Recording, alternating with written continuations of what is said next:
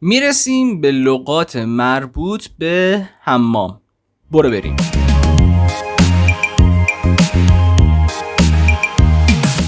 سلام دوستای عزیزم، حالتون چطوره؟ به کانال زندی زبان خیلی خوش اومدین. من زندی هستم. توی این ویدیو میخوایم لغات مربوط به حمام رو در زبان انگلیسی با هم کار کنیم و یاد بگیریم. نزدیک 20 خورده ای لغته که خب چون زیاد استفاده میشه باید بلد باشیم. قبل از اینکه بریم سراغ آموزش حتما کانال منو سابسکرایب کنید. اون دکمه زنگوله کنارش رو هم بزنید که وقتی ویدیوی جدید میذارم یوتیوب به شما نمایش بده. بریم سراغ آموزش امروز. bathroom. بچه این لغت در حالت عادی میشه دستشویی. برای دستشویی هم استفاده میشه bathroom. اما به جایی که حمام درش قرار گرفته باشه هم میگن bathtub. وان حمام. soap. صابون. shampoo. شامپو. hamper. سبد لباس. washcloth. لیف حمام. towel. حوله. mirror. آینه. sink. سینک یا روشویی. bucket. سطل. hanger. آویز لباس. toilet. توالت.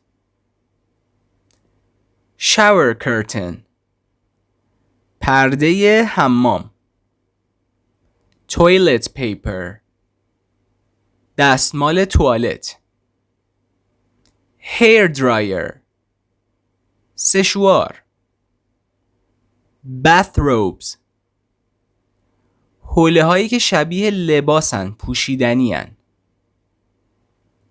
toothbrush. مسواک. toothpaste. خمیر دندان. electric razor. ریش تراش. shaving cream. کرم اصلاح. mouthwash. دهانشویه. dental floss. نخ دندان. bathing cap.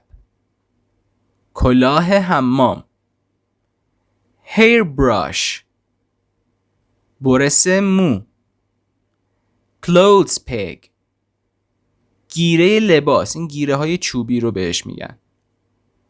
و medicine cabinet. قفسه دارو. خب دوستان، اینا تعدادی از لغات مرتبط با حمام بود. ابزارها، وسایل و چیزهایی که توی حمام قرار گرفته. استفاده زیاد میشه، باید بلد باشیم حتما. دوستان، راههای ارتباطی با بنده رو میتونید از طریق لینک هایی که روی صفحه میاد ببینید. توصیه میکنم حتما پیج اینستاگرام منو فالو بکنید. آموزشای ریز و درشت زیادی رو هر روز میذارم توش. و اینکه اگر کانال منو سابسکرایب نکردین حتما سابسکرایب کنید و این ویدیو رو هم لایک کنید. ممنون میشم از شما. تا یک ویدیوی دیگه، فعلا.